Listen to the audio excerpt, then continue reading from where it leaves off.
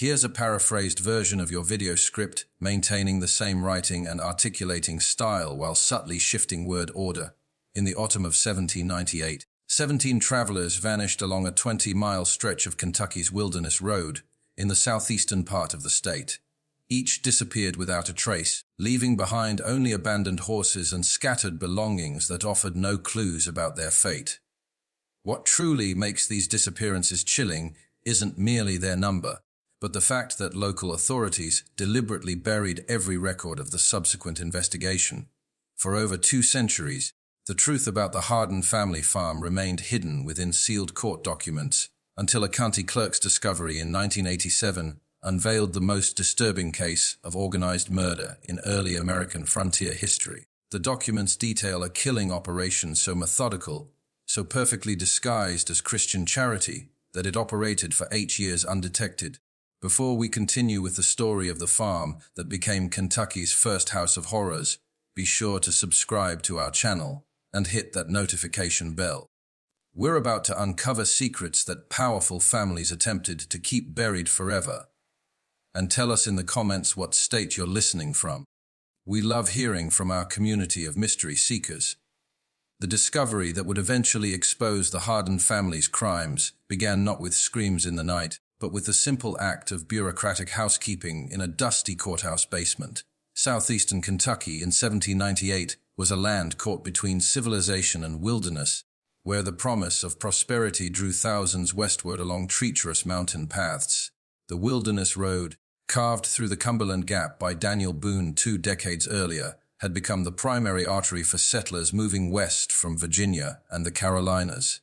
This narrow, winding trail stretched for over 200 miles through some of North America's most unforgiving terrain, where a single misstep could mean death from exposure, wild animals, or the countless human predators who haunted the frontier.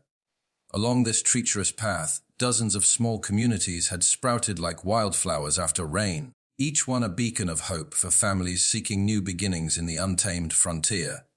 These settlements served as crucial waypoints where exhausted travelers could rest, resupply, and gather information about the dangers that lay ahead. The success or failure of these communities often depended on their ability to provide safe haven for the constant stream of migrants passing through their borders. The township of Millfield sat at a crucial bend in the road, where the trail descended from the rocky ridges into the fertile valley of Beaver Creek. With barely 300 souls, it was the kind of place where everyone knew everyone else's business, or so they thought. The town had been established in 1794 by a group of Virginia Baptists seeking religious freedom, and their influence could be seen in every aspect of community life. Sunday services were mandatory for all residents, and the town council enforced strict moral codes, governing everything from drinking to dancing. The settlement centered around Hendrick's General Store, a weathered log building that served as both trading post and informal courthouse. Jeremiah Hendrick, a gruff former militiaman who had fought Indians alongside Daniel Boone himself, ran the establishment with an iron fist and a keen eye for profit. His store stocked everything a traveler might need: gunpowder, salt, whiskey blankets, and the latest news from the civilized world beyond the mountains. Nearby stood the Cumberland Inn, a 2-story structure that represented the height of frontier luxury. Martha Crane, the widow who operated the inn, had arrived from Philadelphia 5 years earlier with enough money to build the finest accommodations between Lexington and the Virginia border. Travelers could find a hot meal and a clean bed for 2 bits a night, along with the kind of civilized conversation that reminded them of the world they had left behind. The town's spiritual center was the New Jerusalem Baptist Church, a modest log building that could hold the entire population during Sunday services. Reverend Ephraim Cole, a Harvard-educated minister who had abandoned a comfortable Boston pastorate for frontier missions, delivered sermons that blended traditional theology with practical advice for survival in an unforgiving land. His presence gave Millfield a sense of legitimacy that attracted settlers who might otherwise have passed through without stopping. Among Millfield's most respected residents were the Hardins Ezekiel, his wife Temperance, and their 3 adult children, sons Caleb and Josiah, and daughter Mercy. The family had arrived in the spring of 1791, claiming to be refugees from brutal Indian raids that had devastated their previous home in eastern Virginia. They quickly established themselves as pillars of the small community, with Ezekiel serving as a lay preacher who assisted Reverend Cole, and Temperance organizing charitable efforts for struggling families who arrived with little more than the clothes on their backs. Ezekiel Hardin was a man who commanded respect through sheer force of personality, standing well over 6 feet tall with the broad shoulders of a lifetime laborer. He possessed the kind of physical presence that made other men step aside when he entered a room. His deep voice could fill the church without effort, delivering sermons that moved listeners to tears with their passionate descriptions of divine love and terrible warnings about eternal judgment. Those who heard him preach often remarked that he seemed to speak with the authority of someone who had personally witnessed both heaven and hell. Temperance Hardin was equally impressive in her own way. A small, delicate woman with prematurely gray hair and hands that never seemed to rest. She had quickly become the community's unofficial physician. Her knowledge of healing herbs was encyclopedic, and she could treat everything from broken bones to difficult births with a skill that seemed almost supernatural. More than one family owed their lives to her midnight visits during times of crisis, and her reputation for medical miracles had spread throughout the county. Their children appeared to be perfect examples of frontier virtue. Caleb, the elder son at 26, possessed his father's imposing physical presence and his mother's gentle demeanor. He worked the family farm with tireless dedication while finding time to help elderly neighbors with their own crops. Josiah, 24, was smaller but more intellectual, often serving as the community's unofficial schoolmaster during the winter months when farm work slowed. At 22, Mercy was considered one of the most beautiful young women in the county, with a sweet disposition that made her popular among both men and women. The Hardin farm sprawled across 400 acres of prime bottomland along Beaver Creek, 3 miles south of town. The land had cost Ezekiel nearly every penny he possessed, but the investment had proven wise. The rich soil produced abundant crops of corn and tobacco, while the creek provided water for livestock and power for a small grist mill that served the surrounding area. Visitors often remarked on the farm's unusual prosperity, noting that the Hardins seemed to have more material wealth than could be explained by farming alone. Ezekiel had built his homestead with careful attention to both comfort and security. The main house was a 2-story log structure with stone chimneys and glass windows, an almost unheard of luxury on the frontier. The rooms were furnished with pieces that seemed far too fine for a simple farming family: carved chairs, imported china, silver candlesticks, and books that suggested education and refinement. A massive barn could shelter 50 horses, while a network of outbuildings included a smokehouse, dairy, blacksmith shop, and what Ezekiel described as the largest root cellar in the county. What made the Hardins particularly valuable to the community was their willingness to help travelers in distress. The frontier was unforgiving to those who traveled alone or unprepared, and barely a week passed without someone arriving at the farm seeking assistance. More than once, Ezekiel had ridden out in dangerous weather to assist a broken wagon or injured horse, often inviting stranded families to shelter at his farm until repairs could be made. Such hospitality was considered a Christian duty on the frontier, but the Hardins took it to extraordinary lengths. Temperance was particularly known for her willingness to treat injured or sick travelers, regardless of their ability to pay. Her medical skills had saved countless lives, and many families continued their journeys only because of her intervention. She maintained a well-stocked infirmary in one of the outbuildings, complete with surgical instruments and medications that most frontier doctors could only dream of possessing. The family's reputation for hospitality had grown so strong that by 1798, it was common for travelers to specifically seek out the Hardin farm when planning their journey.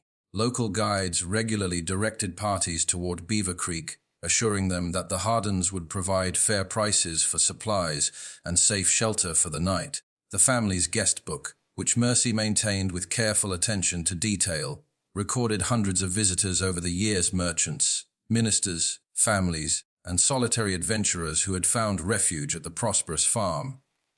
But in the harsh reality of frontier life, where death lurked behind every tree and trust could be fatal. Appearances could be more than deceiving. They could be deadly. The first sign that something was terribly wrong came on October 13th, 1798, when a merchant named Samuel Fletcher failed to arrive in Lexington as scheduled.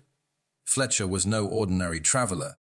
He was one of the most experienced and reliable merchants on the Wilderness Road, a man whose punctuality had made him wealthy in a world where timing could mean the difference between profit and devastating loss. For 12 years he had made the dangerous journey between Virginia and Kentucky 4 times annually, carrying manufactured goods west and raw materials east. Fletcher's business partner, Thomas Greeley, had worked with the merchant long enough to know his habits intimately. Fletcher never deviated from his planned schedule without sending word, and he never took unnecessary risks that might jeopardize his valuable cargo. When Greeley received no word after 5 days, 2 days beyond Fletcher's promised arrival, he knew something catastrophic had occurred. Greeley's search began at dawn on October 18th, following Fletcher's known route backward from Lexington. He questioned innkeepers, merchants, and farmers along the way, each of whom confirmed that Fletcher had passed through on schedule. The trail remained clear until Greeley reached the vicinity of Millfield, where Fletcher seemed to have simply vanished from existence. The discovery of Fletcher's horse came at noon on the second day of searching. The distinctive bay mare was found grazing loose near Miller's Creek, still wearing its saddle, but showing no signs of injury or distress. The animal appeared well fed and cared for, as if it had been deliberately released rather than abandoned in panic. Most puzzling of all, the horse's bridle had been removed and hung carefully on a nearby tree branch, an act that suggested human intervention rather than accident. Fletcher's saddlebags remained intact, containing his trading goods in a leather pouch with nearly $50 in silver coins, a fortune that represented months of dangerous work. The money's presence ruled out simple robbery, the most common explanation for frontier disappearances. Even more disturbing, Fletcher's personal effects were scattered in a deliberate line, leading away from the road toward the interior woodlands, as if he had been forced to drop them one by one while being dragged from his horse. The local constable, Jacob Winters, was a man uniquely qualified to investigate such mysteries. A former Continental Army sergeant who had served under Anthony Wayne in the Ohio campaigns, Winters possessed both the investigative skills and the stomach for violence that frontier law enforcement required.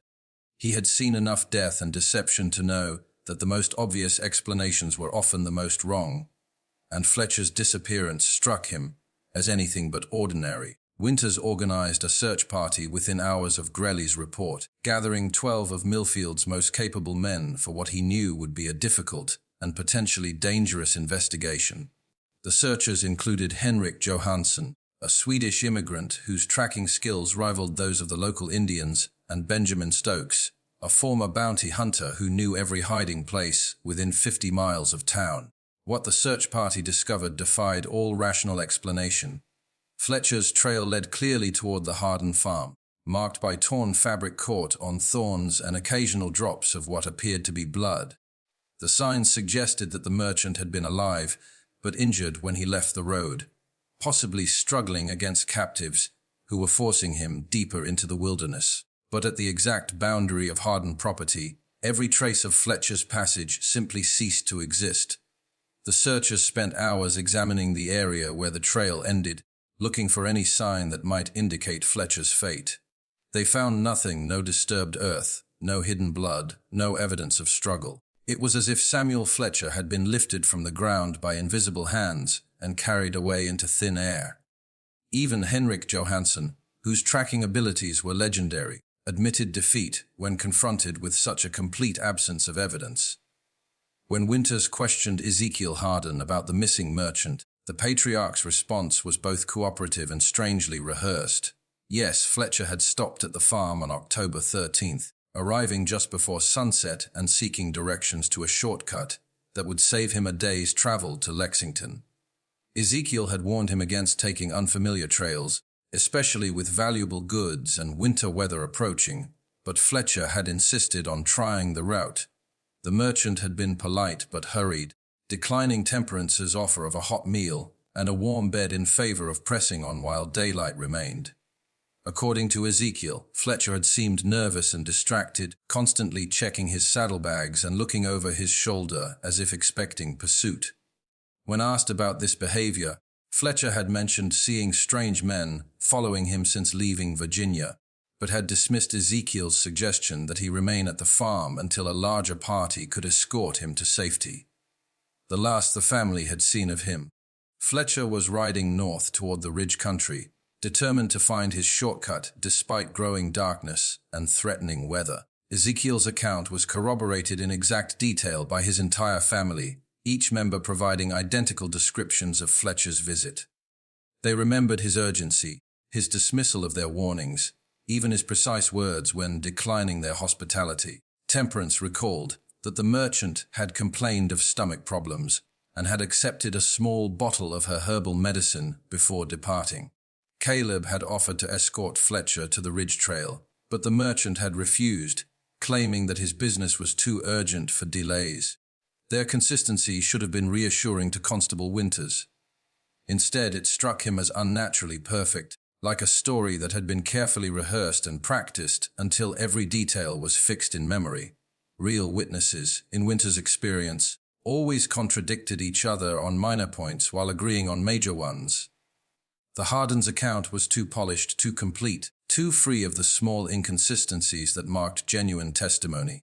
The constable's suspicions deepened when he noticed significant changes in the farm's layout since his last visit several months earlier. A new smokehouse had been built near the main barn, unusually large for a family operation, and constructed with thick stone walls that seemed designed for more than food preservation.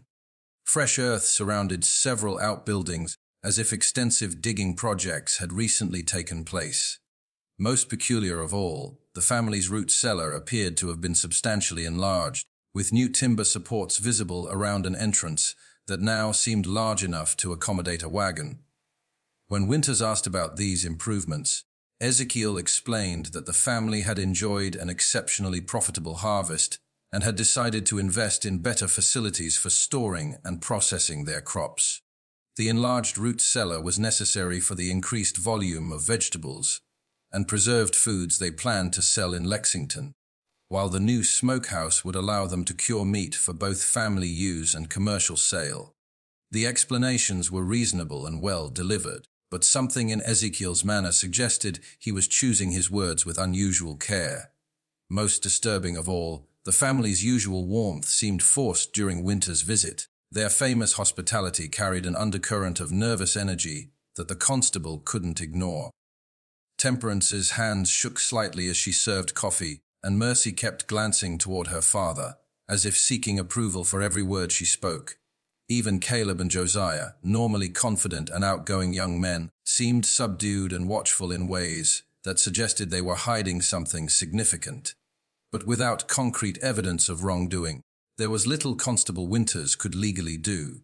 Fletcher's case was officially recorded as a probable highway robbery or Indian attack, his name added to the growing list of frontier casualties that marked the price of westward expansion. The merchant's horse was sold at auction to cover his outstanding debts, and within a month, Samuel Fletcher existed only in the memories of those who had known him. Yet Fletcher's disappearance would prove to be just the beginning of a pattern that would terrorize the Wilderness Road for the next 8 months, transforming a prosperous farming community into a place where travelers whispered warnings and parents kept their children close to home after dark. Throughout the winter of 1798 and into the spring of 1799, the disappearances continued with terrifying regularity that defied all rational explanation. Every 2 to 3 weeks, another traveler would vanish without explanation along the same stretch of road, creating a zone of fear that stretched for nearly 20 miles in every direction from Millfield. The victims varied dramatically in age, wealth, and traveling circumstances. Solitary merchants like Fletcher, small family groups, even heavily armed parties traveling together for mutual protection. What united them was their complete disappearance, and the fact that each had been seen heading toward or inquiring about directions to the Hardin farm before vanishing into the wilderness.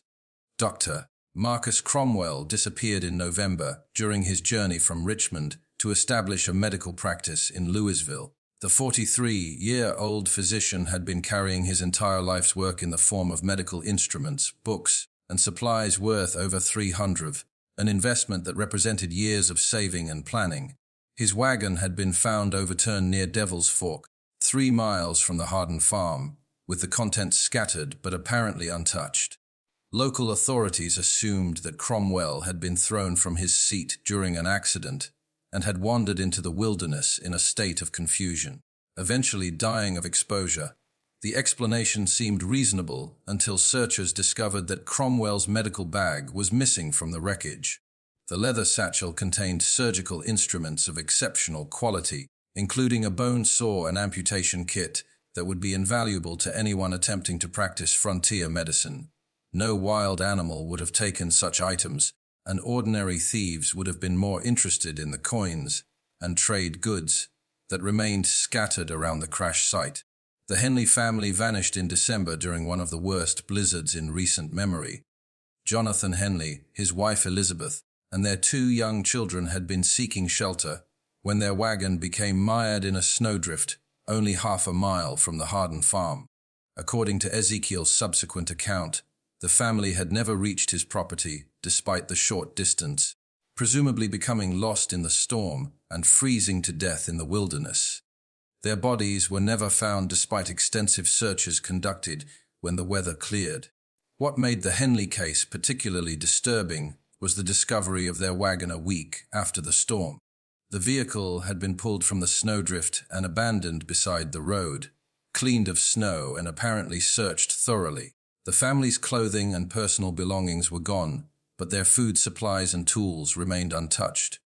Most puzzling of all, tracks around the wagon suggested that multiple people had worked together to free it from the drift, an act that would have required considerable time and effort in dangerous weather.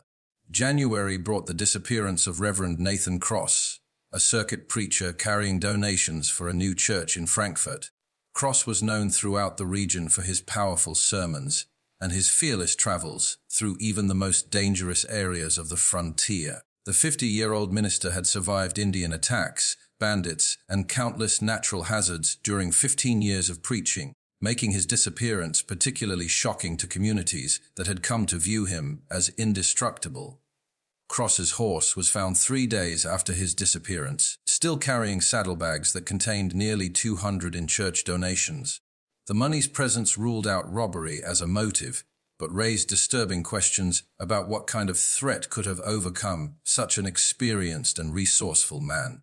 Local authorities eventually concluded that Cross had suffered a heart attack or stroke while traveling, falling from his horse and dying somewhere in the vast wilderness that surrounded the Wilderness Road.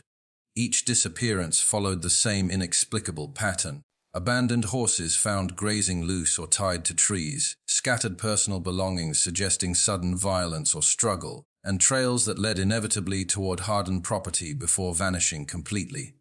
Yet, whenever questioned by increasingly suspicious authorities, the Hardin family presented plausible explanations that were impossible to disprove. They had seen some of the travelers, yes, but only briefly and usually from a distance. Each victim had been warned about various dangers, bad weather, difficult terrain, reports of bandit activity, but had chosen to continue their journey despite the family's concerned advice. In several cases, the Hardins had offered food, shelter, or escort services that had been politely declined by travelers who seemed determined to maintain their schedules regardless of risk. Constable Winters found himself trapped in an impossible situation that grew more frustrating with each new disappearance. The Hardins were among the most respected families in the county, their reputation for charity and Christian virtue unquestioned by everyone except him. Ezekiel's sermons continued to draw crowds from surrounding townships, his passionate delivery and biblical knowledge impressing even educated ministers like Reverend Cole. Temperance's medical skills had saved dozens of lives during the previous summer's fever outbreak, earning her a reputation that bordered on sainthood among grateful families. To accuse such pillars of the community without ironclad proof would be professional suicide and social ostracism. Winters had seen what happened to lawmen who made accusations they couldn't prove. They found themselves friendless, unemployed, and sometimes facing charges of their own. The frontier operated on a complex web of personal relationships and mutual obligations, and attacking the wrong family could destroy a man's life more effectively than any legal proceeding. Moreover, the family's explanations, while consistently convenient, were entirely believable within the context of frontier life. The wilderness road was genuinely dangerous, plagued by bandits, hostile Indians, severe weather, and the countless natural hazards that claimed lives regularly. Dozens of travelers disappeared each year under circumstances far less mysterious than those surrounding the Hardin farm. What made this cluster of vanishings different was purely statistical. Too many people, too close together, all last seen in the same general area. But statistics meant little in a world where evidence was everything, and evidence seemed to evaporate like morning mist whenever investigators approached the Hardin property. The family welcomed searches of their buildings and grounds, answered questions with apparent openness, and even provided volunteers for search parties that combed the surrounding wilderness for signs of the missing travelers. Their cooperation was so complete and enthusiastic that it felt almost like mockery to the increasingly frustrated constable. The first crack in the family's carefully maintained facade came from an unexpected source: 9-year-old Timothy Voren, whose family lived on a small homestead 2 miles east of the Hardin farm. Timothy was known throughout the community as an imaginative child who loved to explore the woods around his family's property, often returning home with elaborate stories about the wildlife and natural wonders he had discovered during his adventures. In March 1799, young Timothy approached Constable Winters with a story that initially seemed like another product of childish imagination. The boy claimed he had been exploring the woods near Beaver Creek when he heard screaming coming from the direction of the Hardin farm. But these weren't the kind of screams that came from accidents, arguments, or even childbirth. They were the sustained, desperate cries of someone in mortal terror, rising and falling in patterns that suggested both physical pain and psychological torment. According to Timothy, he had heard such sounds at least 5 times over the winter, always during the darkest hours of night, when decent folk should be asleep. The screaming would continue for what seemed like hours, sometimes accompanied by other sounds that the boy couldn't identify: rhythmic hammering, the creak of pulleys or ropes, and occasionally what sounded like multiple voices chanting in unison. The sounds always ended abruptly, followed by a silence so complete that Timothy wondered if he had imagined the entire episode. When Winters questioned the boy's parents, they admitted to hearing strange sounds themselves, but had dismissed them as natural phenomena common to frontier life. Animal calls distorted by wind and distance, perhaps, or the sounds of nocturnal predators hunting in the wilderness. After all, the Hardins were good Christian folk who had never given anyone cause for suspicion. What possible explanation could there be for screaming in the night coming from such a respectable household? Timothy's account might have been dismissed as childhood imagination or misinterpreted natural sounds, except for one detail that gave Constable Winters considerable pause. When pressed for specifics, the boy could accurately describe the approximate dates when he had heard the screaming, and each corresponded exactly with the estimated time of a traveler's disappearance. The correlation was too precise to be coincidental, too consistent to be explained by chance. Armed with Timothy Voren's disturbing testimony, Constable Winters began to build a case against the Hardin family with the methodical patience of a man who understood that accusations against such prominent citizens would require absolutely unassailable proof. He started by quietly interviewing other neighbors who lived within hearing distance of the farm, asking carefully worded questions that wouldn't reveal his growing suspicions or alert the Hardins to his investigation. What emerged from these discreet inquiries was a disturbing pattern of small inconsistencies and unexplained phenomena that had been overlooked, dismissed, or rationalized away by people who trusted the family's reputation more than their own observations. Each piece of evidence was minor when considered individually, but together they painted a picture that made Winters' blood run cold. Sarah Mitchell, whose small farm lay closest to the Hardin property, recalled several nights when she had seen unusual activity, at their homestead lanterns moving between buildings at hours when decent folk should be sleeping, the sounds of digging and heavy construction that seemed to continue until dawn. When she had mentioned these observations to Temperance Hardin after church services, the woman had offered a reasonable explanation. The family was working on extensive improvements to their root cellar and other storage facilities, and they preferred to do such labor during cool night hours rather than waste precious daylight that could be spent tending crops. The explanation had satisfied Sarah at the time, but in retrospect, she realized that the nighttime construction had continued for months longer than any reasonable building project would require.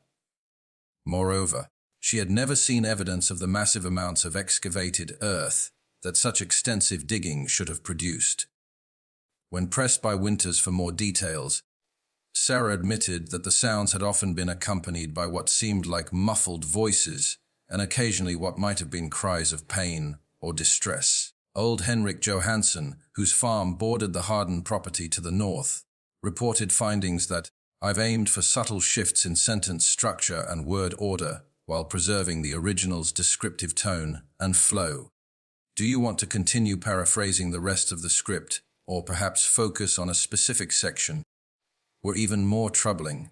The Swedish immigrant, whose tracking and hunting skills were legendary throughout the county, had discovered animal bones scattered along their shared fence line. These weren't the normal remains of butchered livestock, but bones that had been cracked, gnawed, and processed in ways suggesting something far more sinister than ordinary farming activities. The bones included skulls and long bones from horses, cattle, and pigs, but also smaller fragments that Johansson couldn't identify despite his extensive knowledge of local wildlife. Most disturbing of all, some bones showed evidence of being deliberately broken with tools, while others bore saw marks that suggested systematic dismemberment rather than natural decomposition or predator activity. When Johansson approached Ezekiel about the mysterious bone deposits, the patriarch offered a plausible but somehow unsatisfying explanation. Wild animals had been particularly troublesome that winter, he claimed, forcing the family to dispose of several diseased livestock carcasses by scattering the remains throughout the woods. The bone fragments were simply the result of scavengers, and whether breaking down these disposed carcasses over time, but Johansson's trained eye had noticed details that contradicted this innocent explanation. The bones were too clean, too systematically processed, and too widely distributed to be the result of natural decomposition. Moreover, many fragments showed evidence of being boiled or otherwise treated with heat, suggesting deliberate processing rather than simple disposal of diseased animals. Disturbing changes in family demeanor. Most tellingly, several neighbors reported dramatic changes in the Hardin family's behavior and demeanor over the past year. The children, once friendly and outgoing members of the community, had become withdrawn and secretive, avoiding social gatherings and speaking only when directly addressed. Caleb and Josiah, who had previously been popular among young people their age, now seemed nervous and distracted during public interactions, as if constantly preoccupied with private concerns. Mercy Hardin's transformation was particularly striking. The young woman, once considered one of the most beautiful and vivacious girls in the county, now appeared haggard and prematurely aged, her face carrying a haunted expression that made people uncomfortable. She had stopped attending social functions entirely, and when she did appear in public, she seemed to shrink from human contact, as if afraid of revealing some terrible secret. Even Ezekiel's sermons had taken on a darker tone over the past months, dwelling obsessively on themes of divine judgment, the punishment of sinners, and the necessity of eliminating evil from the world. Where his preaching had once emphasized God's love and mercy, it now focused almost exclusively on wrath and retribution. Several church members had privately expressed concern about the increasingly violent imagery in his biblical interpretations. Unverified background and suspicious wealth. Constable Winters also discovered disturbing gaps in the Hardin family's background story that raised serious questions about their true identity and origins. While they claimed to be refugees from Indian raids in eastern Virginia, no one had been able to verify their previous residence or confirm the specific attacks that had supposedly driven them westward. Winters' inquiries to authorities in Virginia had produced no records of any Hardin family being affected by Indian violence in the time period they claimed. Moreover, the family's arrival in Kentucky seemed to mark the beginning of their documented existence, as if the Hardins had materialized from nothing in the spring of 1791. They possessed no letters from relatives, no business records from their previous life, no personal effects that predated their appearance in Millfield. For a family claiming to have lost everything to Indian raids, they had managed to arrive in Kentucky with substantial financial resources and an impressive collection of household goods. Isaac Brewster's chilling revelation. The constable's investigation received an unexpected and alarming boost in April 1799 when a traveling peddler named Isaac Brewster arrived in Millfield with information that transformed suspicion into near certainty. Brewster was a well-known figure throughout the frontier, a man whose business required him to travel constantly between settlements and who possessed an encyclopedic knowledge of events and personalities throughout the region. Brewster had spent the previous winter in eastern Tennessee, where he had heard disturbing stories about a series of disappearances that had plagued the Holston River Valley between 1789 and 1791. According to local accounts, at least 15 travelers had vanished along a remote stretch of road near a prosperous farm operated by a family named Zachariah Harper, his wife Prudence, and their 3 adult children. The similarities between the Tennessee disappearances and the current Kentucky cases were so striking that they couldn't possibly be coincidental. The pattern was identical. Travelers would be seen heading toward the Harper property and would simply vanish, leaving behind only scattered belongings and abandoned horses. Local authorities had suspected the family, but had never been able to prove their involvement, hampered by the same lack of physical evidence that was frustrating Winter's current investigation. Even more chilling were Brewster's descriptions of the Harper family themselves. Zachariah was a lay preacher known for his powerful sermons and charitable works, while Prudence was respected throughout the region for her exceptional healing abilities. They had arrived in the valley claiming to be refugees from Indian raids with no verifiable history before their sudden appearance. The family was known for their hospitality to travelers and had built a reputation as pillars of their community. When Brewster described the physical appearance of the Harper family, Winters felt his blood turn to ice water. Zachariah Harper had been a tall, imposing man with prematurely gray hair and penetrating eyes. Prudence was small and delicate, with skilled hands and an extensive knowledge of medicinal herbs. Their children matched the ages and descriptions of Caleb, Josiah, and Mercy Hardin so closely that they could have been the same people. Most damning of all, the Harper family had vanished overnight in the spring of 1791, abandoning their farm and disappearing without explanation, just as suspicion about the disappearances was beginning to focus on their property. Neighbors had found the homestead deserted with signs of hasty departure and deliberate destruction. Buildings had been partially burned, wells had been filled with rocks and debris, and the entire farm showed evidence of systematic elimination of anything that might provide clues to the family's true identity or activities. When Tennessee authorities had finally obtained warrants to search the abandoned Harper property, they had made discoveries that still haunted the investigators who participated. Hidden throughout the woods surrounding the farm were dozens of shallow graves containing the remains of both animals and humans. The human remains included personal effects belonging to several of the missing travelers, creating undeniable evidence that the Harper family had been responsible for multiple murders.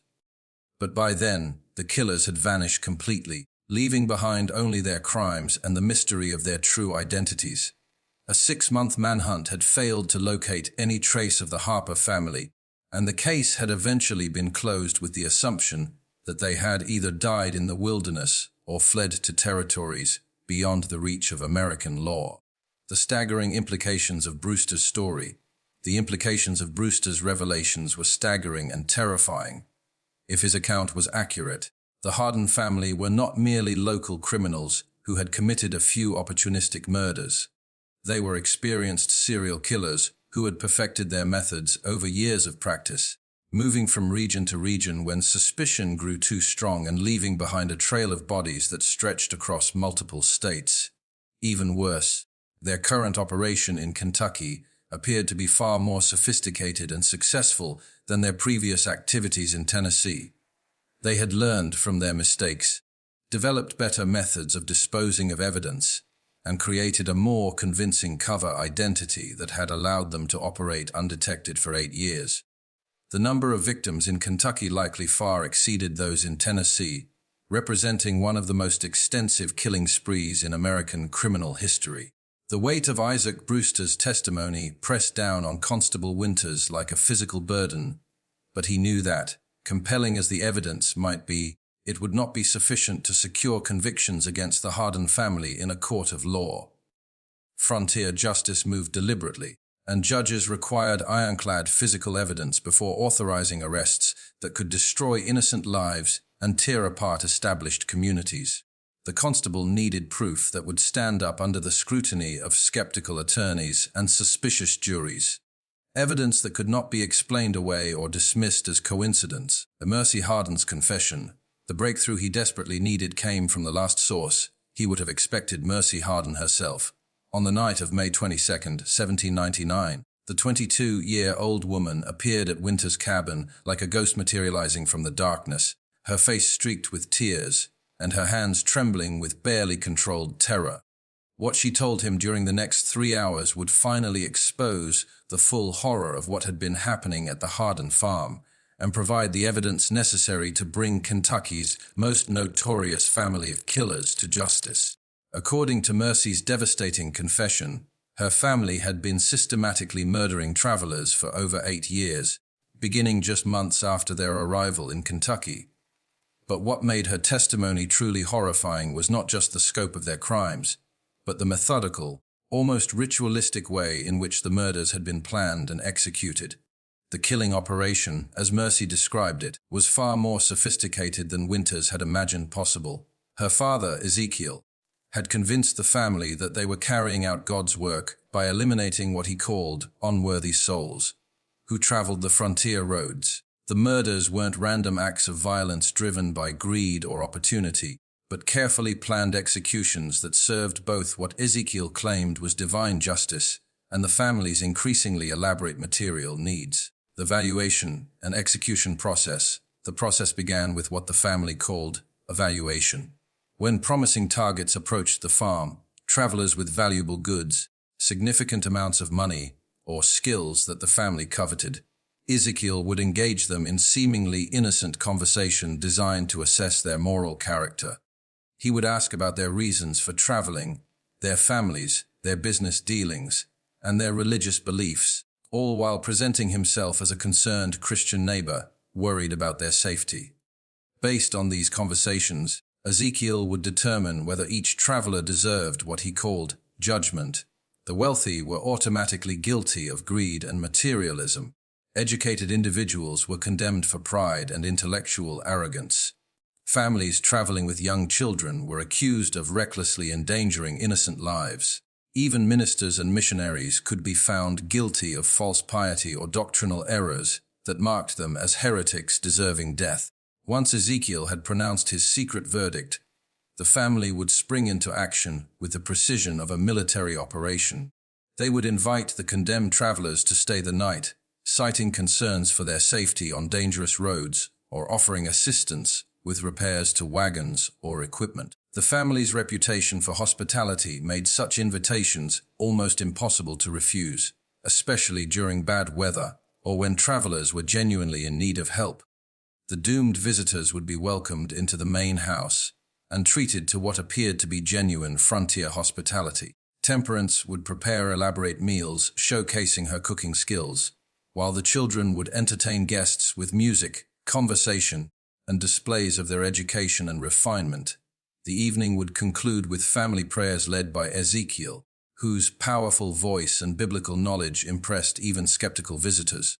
But the final course of every meal contained a carefully prepared mixture of herbs that Temperance had perfected over years of experimentation.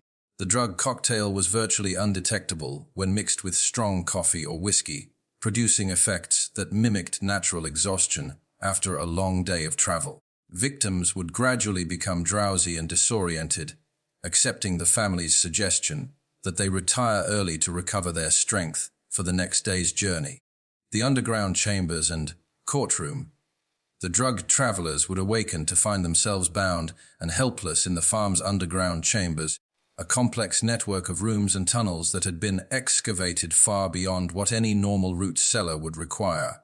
According to Mercy's terrified description, the subterranean complex stretched for nearly 200 yards from the main house, with multiple levels connected by stone steps and wooden ladders.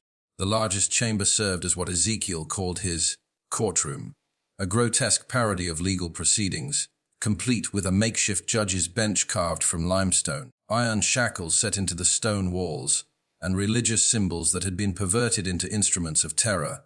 Here, Ezekiel would preside over formal trials that determined each captive's final fate, presenting evidence of their supposed sins and delivering verdicts that were predetermined before the proceedings even began. But the trials were not merely sadistic theater. They served a practical purpose in the family's twisted psychology. By framing the murders as acts of divine justice rather than simple crimes, Ezekiel had created a belief system that allowed his family to commit atrocities while maintaining their self-image as righteous Christians. Each killing became a religious duty, each victim a sacrifice offered to purify the frontier of unworthy souls. The sentences handed down in Ezekiel's underground courtroom varied according to his assessment of each victim's sins and the family's current needs. Some prisoners were kept alive for weeks or even months, forced to use their skills for the family's benefit before being executed. Dr. Cromwell, the physician who had disappeared in November, had been compelled to train Temperance in advanced surgical techniques before his death. Reverend Cross had been forced to write sermons that Ezekiel later delivered as his own, enhancing his reputation as a biblical scholar. Others faced immediate execution, usually by methods that Ezekiel claimed were biblically sanctioned. Hanging was reserved for thieves and bandits, while drowning in the underground systems was the fate of those guilty of pride or blasphemy. The most elaborate executions were saved for those whom Ezekiel judged to be the most wicked, a category that included wealthy merchants, government officials, and anyone who had shown skepticism about frontier religion. Just when we thought we'd seen it all, the horror in Kentucky intensifies. If this story is giving you chills, share this video with a friend who loves dark mysteries. Hit that like button to support our content, and don't forget to subscribe to never miss stories like this. Let's discover together what happens next. Roles in the killing operation. Mercy's testimony revealed the systematic nature of the family's crimes in terrifying detail. Each member had been assigned specific roles in both the murders and the elaborate cover-up that followed. Caleb and Josiah served as the muscle of the operation, responsible for capturing victims, maintaining the underground complex, and disposing of bodies through a limestone cave system that connected to the deepest parts of the excavated chambers.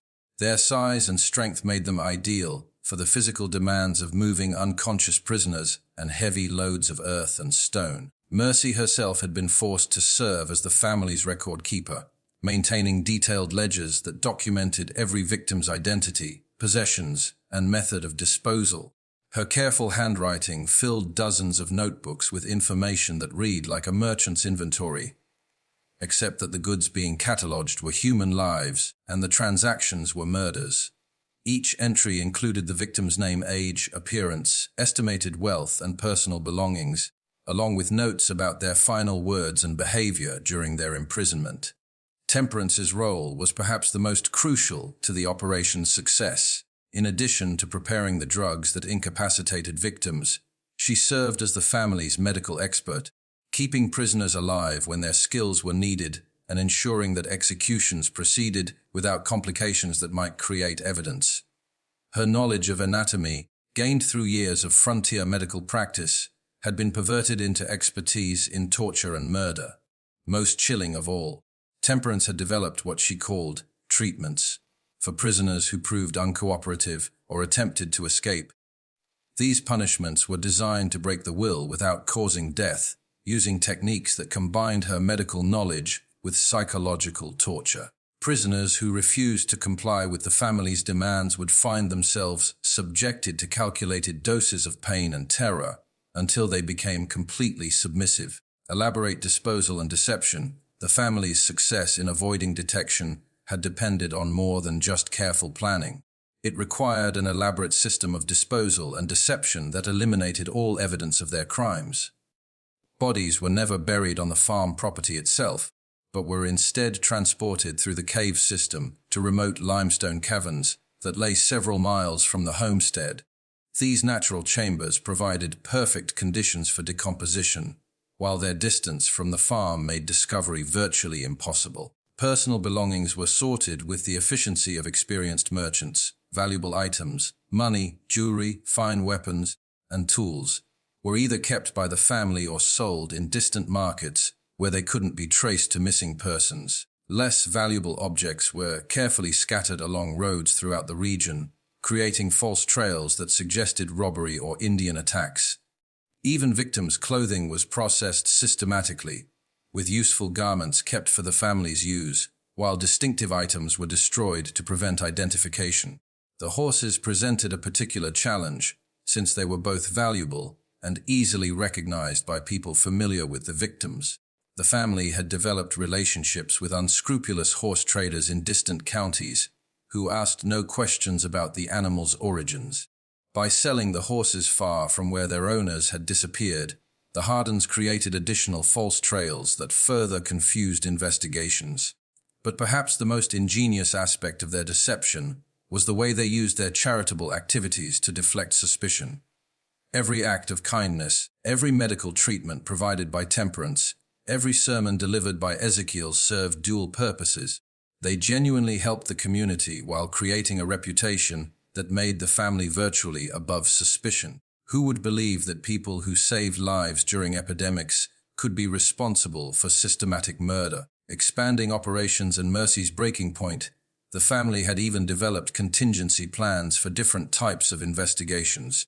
If authorities became too suspicious, they would temporarily cease their killing activities, while increasing their charitable works to reinforce their reputation.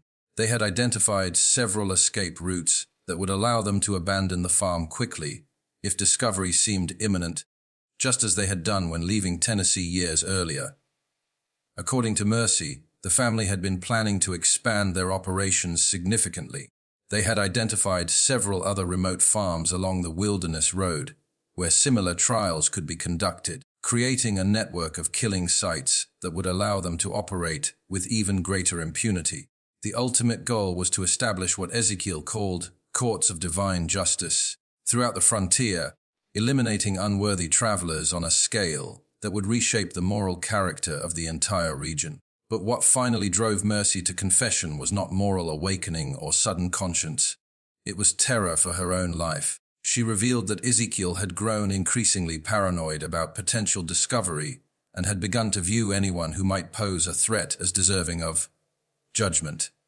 That list now included several neighbors who had asked too many questions. Isaac Brewster, the peddler who had been making inquiries about the Tennessee disappearances, and even Constable Winters himself.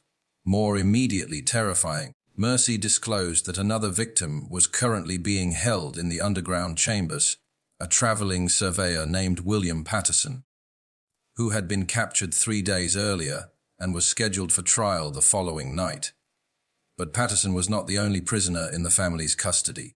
Unknown to the outside world, they were also holding 2 other captives, a young woman named Rebecca Foster, who had been missing for over a week, and an elderly man identified as Luther Grimby, a traveling preacher who had disappeared the previous month.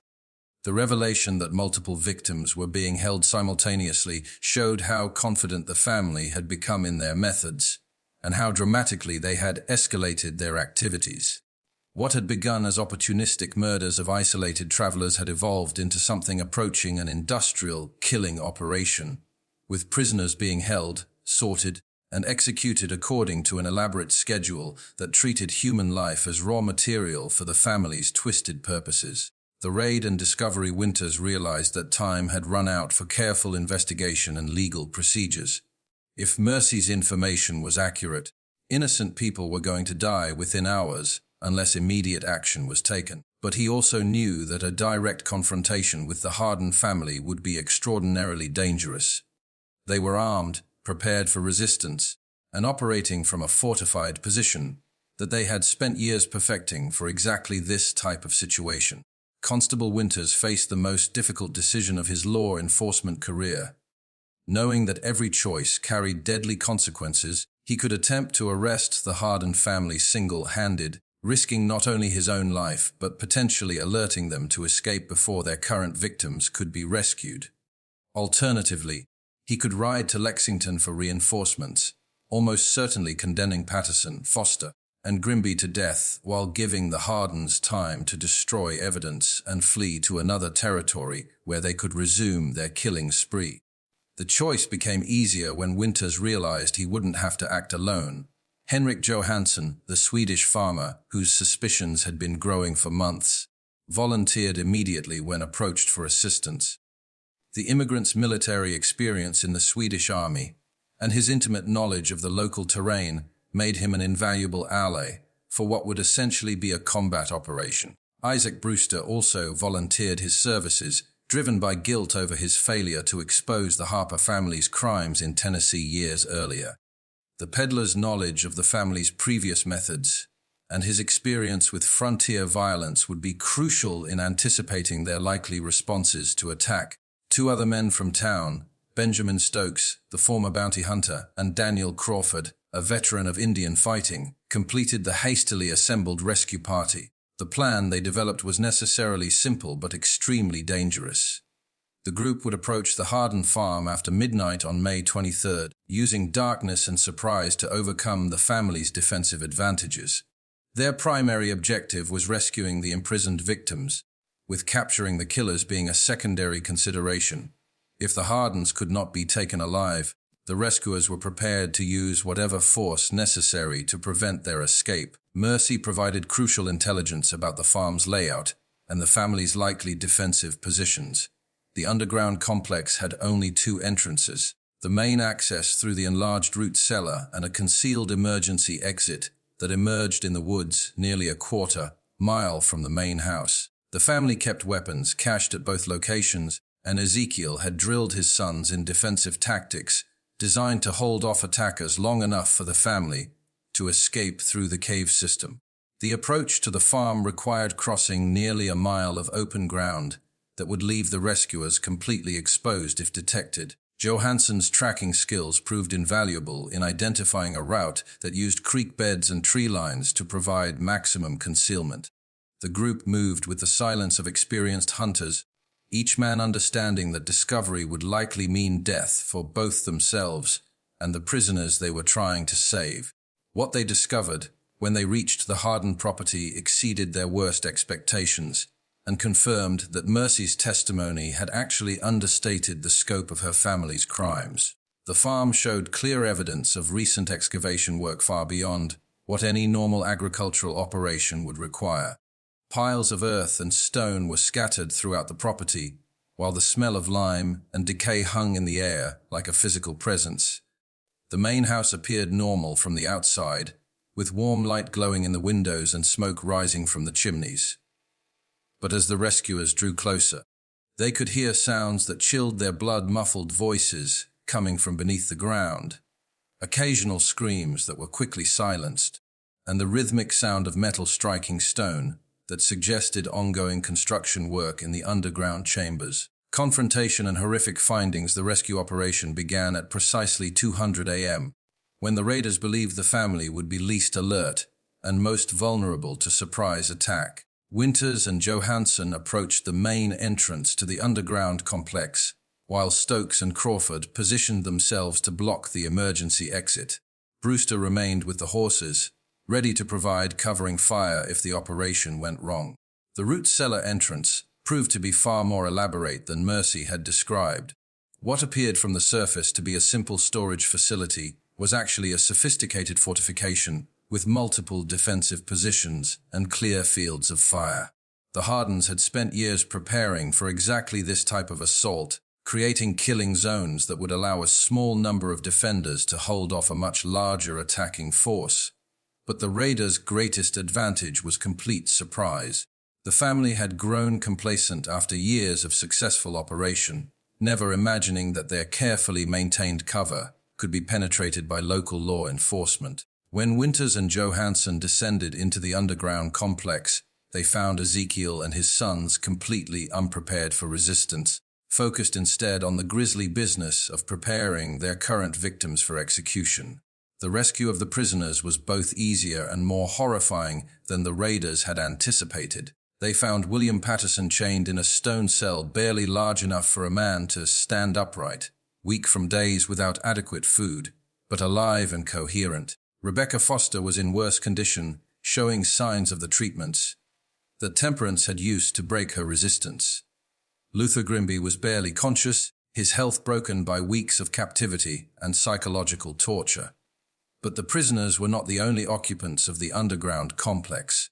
As the raiders penetrated deeper into the cave system, they discovered evidence of the family's crimes that defied human comprehension. The limestone chambers contained a charnel house of human remains spanning nearly a decade of systematic murder.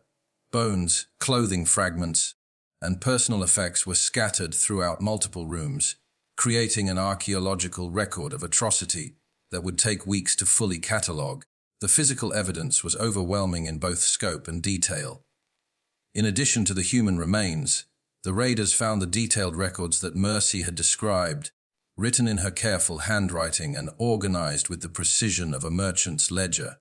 The notebooks contained the names, descriptions, and final possessions of 67 victims spanning 8 years, far more than the investigation had uncovered, and representing one of the most extensive killing sprees in American criminal history. But perhaps the most damning evidence was discovered in what Ezekiel had called his courtroom.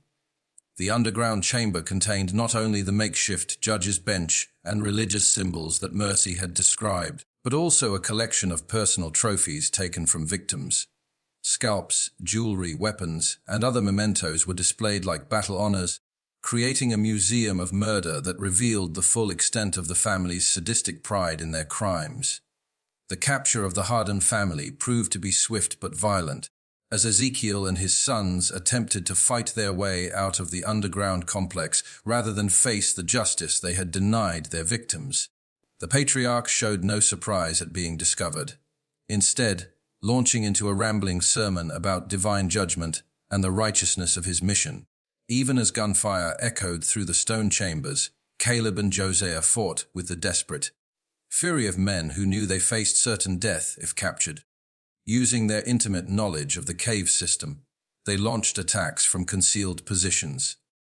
The battle raged through multiple chambers for nearly an hour, with the raiders forced to advance carefully through passages the defenders had prepared as killing zones. The end came when Temperance, trapped in the main house above, attempted to destroy evidence by setting fire to the building and its contents. Flames spread rapidly through the dry timber structure, threatening to collapse the main entrance to the underground complex and trap everyone below. Faced with the choice between burning alive and surrendering, the surviving Hardins finally laid down their weapons. Only Mercy surrendered willingly, her confession having already condemned her family and sealed their fate. She was found in her room, kneeling in prayer, and apparently resigned to whatever judgment awaited her. Her cooperation with the investigation had been motivated not by moral awakening, but by terror that her father's paranoia would eventually mark her for execution, along with the family's other perceived enemies. The aftermath and unveiled horrors. The aftermath of the Hardin family's capture sent shock waves throughout Kentucky and the broader frontier region, forcing communities to confront the terrifying reality that one of their most respected families had been systematically murdering travelers for nearly a decade. The evidence recovered from the underground complex was so overwhelming and disturbing that local authorities struggled to process the full scope of the crimes. The investigation that followed the raid revealed details that exceeded even the raiders' worst expectations. The cave system beneath the Hardin farm was far more extensive than anyone had imagined, stretching for nearly 2 miles through natural limestone caverns that the family had modified for their murderous purposes. Multiple chambers had been excavated and reinforced, creating an underground complex that could house dozens of prisoners simultaneously. The physical evidence recovered from these chambers painted a picture of systematic murder that spanned not just the 8 years the family had lived in Kentucky, but potentially decades of similar crimes in other territories. In addition to the 67 victims documented in Mercy's careful records, searchers found personal effects and human remains that suggested the true number of murders was significantly higher. Particularly disturbing was the discovery of children's clothing and toys among the recovered evidence, indicating that entire families had been murdered rather than just individual travelers. The Henley family, who had disappeared during the December blizzard, were found to have been held in the underground complex for over a week before being executed. Their children, ages 6 and 8, had been kept alive for several days after their parents' deaths before being killed, and their bodies disposed of in the deepest parts of the cave system. The trial and sentences. The trial of the Hardin family began in late June 1799 and lasted for nearly a month, drawing spectators from across Kentucky and the surrounding territories. The courthouse in Lexington was packed daily with crowds that included victims' relatives, curious onlookers, and legal experts who recognized the case as unprecedented in American criminal history. The evidence presented was so overwhelming and disturbing that the presiding judge, Honorable Samuel Whitmore, ordered portions of the testimony sealed from public view. Ezekiel Hardin's behavior during the trial shocked even experienced court observers. Rather than showing remorse for his crimes or attempting to minimize his family's responsibility, he used his testimony as an opportunity to deliver extended sermons about divine justice and the righteousness of his mission.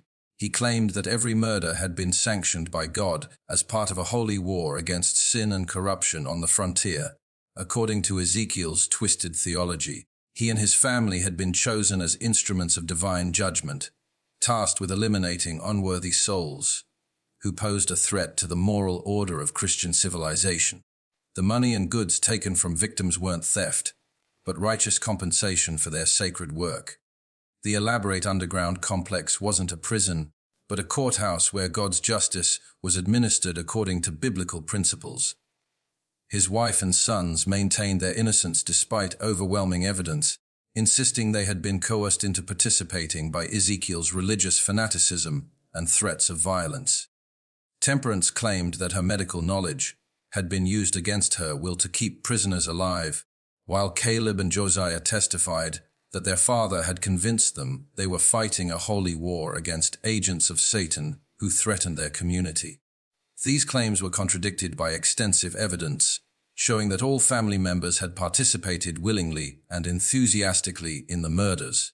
Mercy's detailed records included notations in different handwritings, indicating that each family member had contributed to documenting their crimes. Personal items found in their rooms included trophies taken from victims, suggesting that the killings provided psychological satisfaction rather than mere material gain.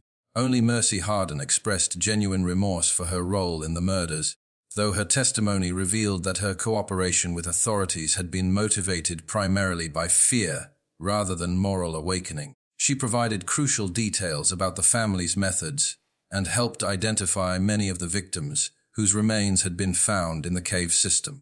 Her willingness to testify against her family members earned her a degree of mercy from prosecutors, though she would still face severe punishment for her participation in the crimes. The sentences handed down by Judge Whitmore were swift and decisive, reflecting both the severity of the crimes and the community's demand for justice. Ezekiel, Temperance, Caleb, and Josiah Hardin were all condemned to death by hanging, with the execution scheduled for August 15, 1799. The date was chosen deliberately. It marked exactly 1 year since Samuel Fletcher's disappearance had first exposed the family's crimes and begun the investigation that led to their capture. Mercy Hardin received a sentence of life imprisonment, sparing her from execution in exchange for her cooperation with authorities and her youth. At the time many of the crimes were committed, she would spend the remaining 43 years of her life in the Kentucky State Penitentiary, becoming one of the longest serving prisoners in the institution's history. Execution and lasting legacy. The executions drew the largest crowd in Kentucky's history to that point, With over 4,000 people traveling from throughout the region to witness the end of the frontier's most notorious family of killers, the event took on an almost carnival atmosphere, with vendors selling food and drink to spectators who had made long journeys to see justice served. Ezekiel maintained his religious fanaticism to the very end, using his final words to deliver a rambling sermon in which he cursed the community that had rejected his vision of divine justice. He predicted that God would punish Kentucky for executing his chosen servants, and that the frontier would be overrun by the very sinners his family had worked to eliminate. His wife and sons died in silence, their deaths bringing closure to one of the darkest chapters in early American criminal history. The Hardin farm was burned to the ground immediately after the executions, with every building reduced to ash and rubble in a ceremony that took on ritualistic significance for the traumatized community. The underground chambers were sealed with explosives and tons of rock, creating a tomb that would ensure the family's victims could finally rest in peace. Local authorities declared the land cursed and forbade any future construction on the site. But the legacy of the Hardin family's crimes extended far beyond their own deaths, establishing important precedents in frontier justice and fundamentally changing how communities viewed the balance between hospitality and security. The case led to new laws requiring background verification for land purchases and established protocols for investigating missing persons that would influence law enforcement practices for decades. More importantly, the Hardin case served as a chilling warning about the dangers of blind trust in religious authority and the ease with which evil could hide behind a facade of respectability. Communities throughout the frontier began questioning their assumptions about neighbors and strangers alike, recognizing that surface appearances could mask the darkest intentions. The legal proceedings also established important precedents for the use of circumstantial evidence in capital cases and the protection of witnesses who cooperated with authorities. Mercy Hardin's testimony demonstrated that family loyalty could be overcome by proper incentives and legal protections, paving the way for similar prosecutions in other complex criminal cases. Unanswered questions and future implications. The surviving records of the case were sealed by court order in 1801, with access restricted to law enforcement officials and legal scholars. This decision was made partly to protect the privacy of victims' families, but also to prevent the case from inspiring copycat crimes by other twisted individuals who might see the Hardin's methods as a blueprint for their own murderous ambitions. For nearly 2 centuries, the full truth about the Hardin family remained hidden in those sealed documents, with only fragments of the story surviving in local folklore and family traditions. The few historians who were granted access to the files were required to sign confidentiality agreements that prevented them from publishing their findings or sharing details with other researchers. Even local memory gradually forgot the specific details of the murders, transforming the story into vague tales of bad folks who had once lived along Beaver Creek. The location of the farm itself became uncertain as property lines changed and new settlers arrived who knew nothing of the area's dark history. By the mid-1800s, only a few elderly residents could accurately point out where the Hardin homestead had stood. The rediscovery of the case files in 1987 finally allowed historians to piece together the complete story of Kentucky's first family of serial killers. But even today, many questions remain unanswered.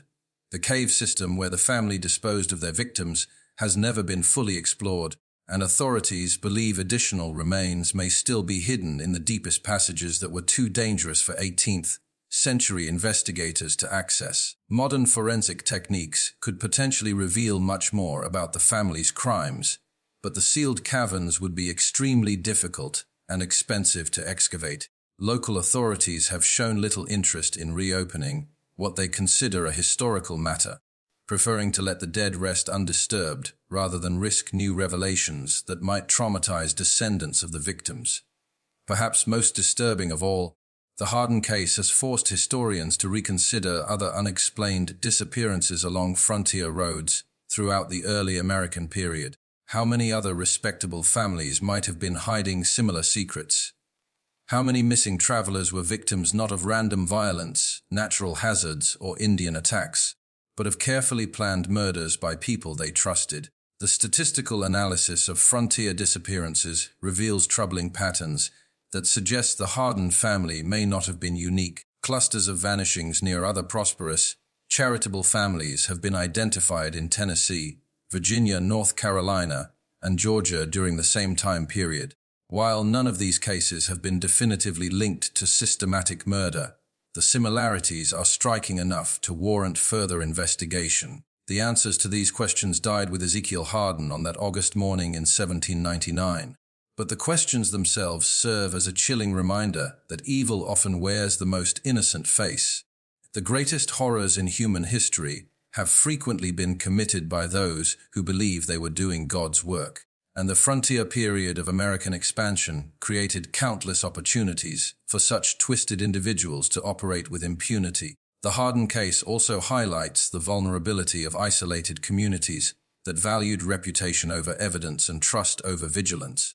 The family's success depended not just on their own criminal skills, but on their neighbors' willingness to dismiss uncomfortable evidence in favor of maintaining social harmony.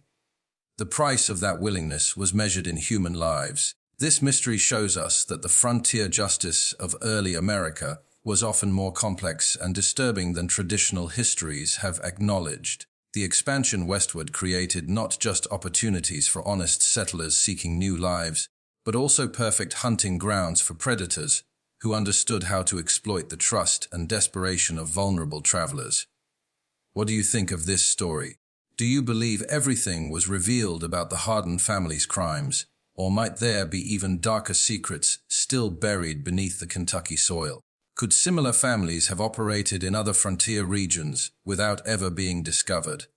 Leave your comment below and share your theories about this case.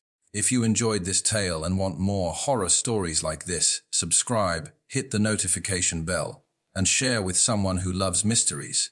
See you in the next video.